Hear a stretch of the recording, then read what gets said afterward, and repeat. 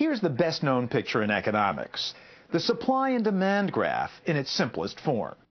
Our first mission in this tape is to draw the graph in a way that'll save you time when you need to draw it, for a test, a problem set, or years from now, by which time the point of the pretty pictures in first-year economics has faded for most people, though hopefully not you. First, on the vertical, we put price. And here's a dumb, helpful hint I learned when I took microeconomics as an adult. P is a vertical letter, so you put the P next to the vertical axis of the supply and demand graph. My micro professor says he saved a lot of time and embarrassment over the years with this memory aid alone. Okay, the other axis is for quantity. How much is supplied or demanded? With price now spoken for on the vertical, quantity goes to the only axis left, the horizontal. So let's see how these so-called curves might get generated in real life. Many of the buyers here are Amish, not exactly known as spendthrifts, but when it comes to price, they're really no different from the rest of us. They love a bargain. Here, that might be $500 a cow.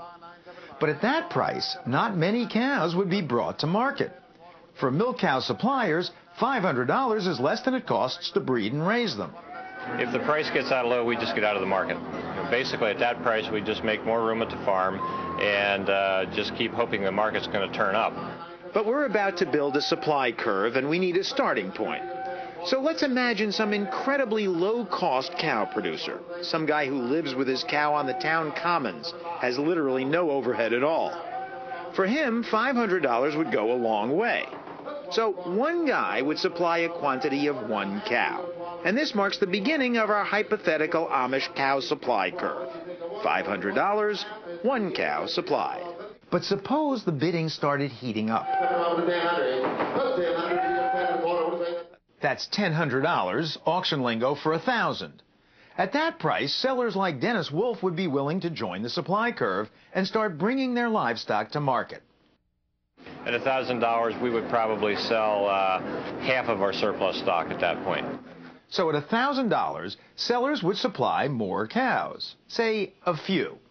Thus, the next point on the supply curve. A lowish price would draw out only a lowish quantity. However, now imagine a higher price. As the price went up, if the price went to $1,500, we would sell most of our surplus stock. Our supply curve is filling out nicely. As the price rises, suppliers offer up quite a few of these gals. 2,000, not 2,100, we're going to move. And if the price goes up to $2,000, we sell our surplus stock plus reach into our own breeding program and sell additional cattle. If the price were to reach $2,000, Dennis would kiss Bossy and her girlfriends goodbye and virtually launch them all off to market. You could say the auctioneer would be milking the bidders for all they're worth, but the point is, more money per cow, more cows for sale.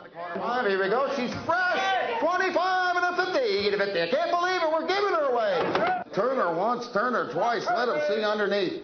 Look at the chrome all over the side of that udder. All those veins. What a heifer! Look, here we go. And finally, imagine that the bidding is utterly out of control. I don't know, $10,000 a head. In which case, tons of cud chewers would fly to market. If the price reached $10,000 a cow, I'd sell everything I own and I'd retire. That's the classic supply curve. And for drawing it from scratch, here's another little time saver. Supply goes up. Supply. But of course, that's only half the story. That's a bargain right there with that pedigree.